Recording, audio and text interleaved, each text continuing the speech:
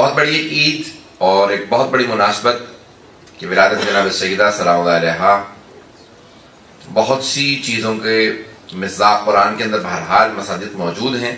یعنی مصداق کہتے ہیں ایکسٹینشن کو. ایک مرتبہ ایک ذہن میں چیز ہوتی ہے، ایک آیت میں ہوتی ہے، اور اس کو باہر دیکھنا ہو تو کہتے ہیں کہ یہ اس آیت کا مصداق ہے.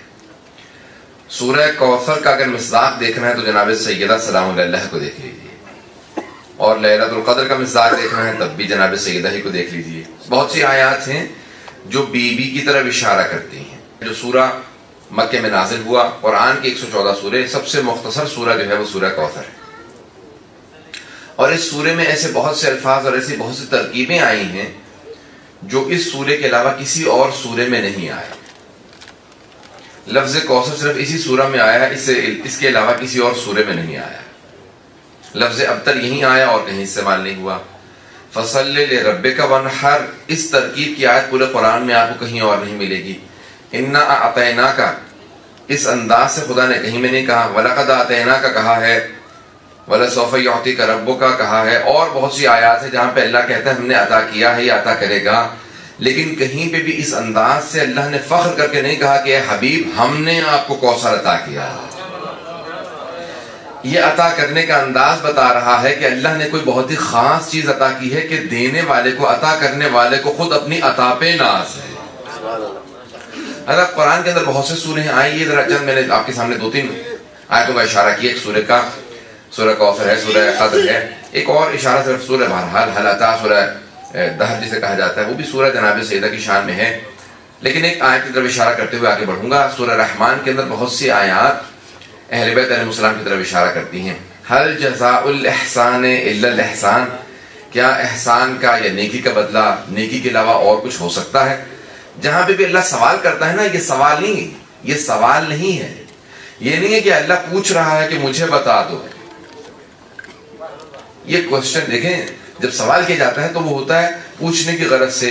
کئی مرتبہ سوال پوچھنے کی غرض سے نہیں ہوتا، جواب حاصل کرنے کے لیے نہیں ہوتا، بلکہ دوسروں کو سوچنے کی مہلت دینے کے لیے ہوتا ہے. اسے کہتے ہیں لمحہ فکریہ. یعنی انسان کہتا ہے کہ please think and ponder on these lines, ان پہ ذرا سوچو، تھوڑا تصور کرو. جہاں پہ اللہ نے سوال کیا تو وہ جواب کی غرض سے نہیں ہے، بلکہ دوسروں کو سوچنے کی مہلت دینے کے لیے ہے. تم بھی سوچو اس آیت میں کس طرف اشارہ ہے. تو لمحہ فکریہ ہے. اللہ کہتے ہیں هل جزاء الاحسان الا الاحسان، کیا احسان کا بدلہ، نیکی کا بدلہ نیکی کے علاوہ اور کچھ ہو سکتا ہے؟ یہ سورہ رحمان ہے جہاں پہ سب سے زیادہ قرآن میں تکرار ہونے والی آیت آئی ہے کہ فَبِأَيِّ آلَاءِ رَبِّكُمَا تُكَذِّبَانِ، تم اپنے رب کی کون کون سی نعمتوں کو جھٹلاؤ گے. تو اللہ سبحانہ و تعالیٰ وہاں پہ سوال کرتا ہے. حضرت پیغمبر اسلام سے پوچھا گیا محسن اسلام کون ہے؟ یہ جو اللہ کہہ رہا ہے کہ احسان کیا، یہ کس نے احسان کیا ہے؟ کون ہے محسن جس نے اسلام پہ احسان کیا ہو؟ پیغمبر نے کہا میرے 2 محسن ہیں، ایک کا نام ابو طالب ہے، دوسری خدیجہ. تو کہا کہ یہ محسن اسلام ہے، اسلام کے ساتھ انہوں نے نیکی کی ہے. یہ محسن اسلام ہے، اسلام پہ احسان کرنے والے، مسلمانوں پہ احسان کرنے والے 2 افراد ہیں، 2 شخصیات ہیں، 2 ہستیاں ایسی ہیں جنہوں نے مسلمانوں پہ احسان کیا، اسلام کے ساتھ نیکی کی ہے. کہا وہ کون ہے؟ کہا ابو طالب ہیں، جناب خدیجہ ہیں. جناب ابو طالب سردار تھے، سید بطحا تھے، مکے کی وادی کے سردار تھے. اپنی سرداری قربان کر دی رسول خدا کی نبوت پہ.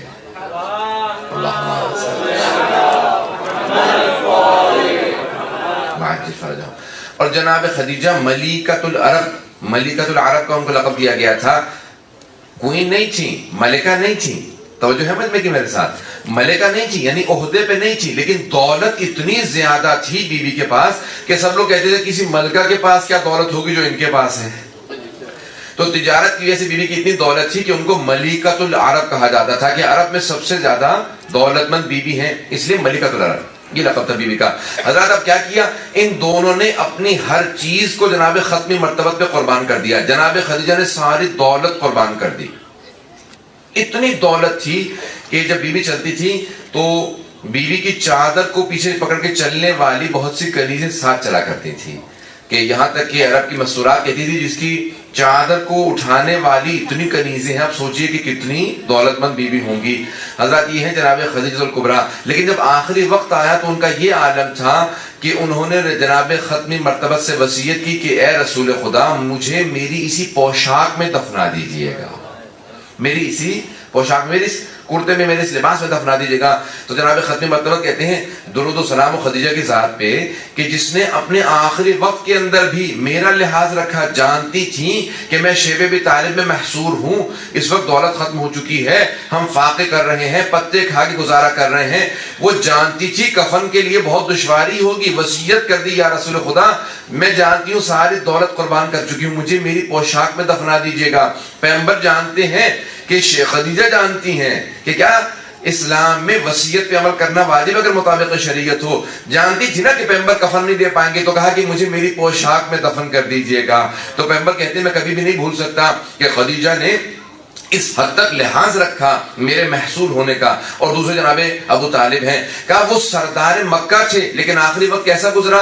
امیر المومنین فرماتے ہیں کہ ان کے پیٹ کی کھال کو دیکھا جا سکتا تھا, اتنی باریک ہو گئی تھی پتے کھا کھا کے, کیونکہ گوشت نہیں. 2 سال 2.5 سال انہوں نے صرف بے انتہا قسم کو صرف پیغمبر کی محبت میں. حضرات میں نے کیوں پیش کیا, مصائب نہیں ہے, صرف 2 یہ 2 محسن اسلام ہیں, جو کچھ تھا قربان کر دیا. اب ان دونوں نے جب سب کچھ قربان کر دیا, اللہ نے آیت نازل کی سورہ رحمان میں, حل جزاء الاحسان الا الاحسان, کیا احسان کا بدلہ, کیا نیکی کا بدلہ سوائے نیکی کے اور کچھ ہو سکتا ہے. اے خدیجہ, اللہ کہہ رہا ہے اے خدیجہ آپ کی حیثیت محدود تھی, اے ابو طالب آپ کی حیثیت محدود تھی, اس محدود حیثیت میں جو کچھ تھا آپ نے قربان کر دیا. اے خدیجہ اے ابو طالب میری حیثیت لامحدود ہے. یہ خدا جناب خدیجہ سے جناب ابو طالب سے مخاطب ہے کہ اے ابو طالب اے خدیجہ میری حیثیت لامحدود ہے, آپ کی محدود حیثیت میں جو کچھ تھا, دنیا کی جتنی دولت ہو محدود ہے, ساری دولت بھی ہو تب بھی محدود ہے. کہا اے ابو طالب اے خدیجہ آپ کی جتنی حیثیت تھی آپ نے سب کچھ قربان کر دیا. اب میری لامحدود حیثیت کے اندر جو میرے خزانے میں سب سے انمول چیزیں ہیں, اے ابو طالب میرے لامحدود خزانے میں جو سب سے قیمتی انمول حیثیت ہے وہ ہے علی بن ابی طالب کی. اے ابو طالب آپ کی قربانیوں کے صدقے میں نے آپ کو اپنا علی عطا کر دیا.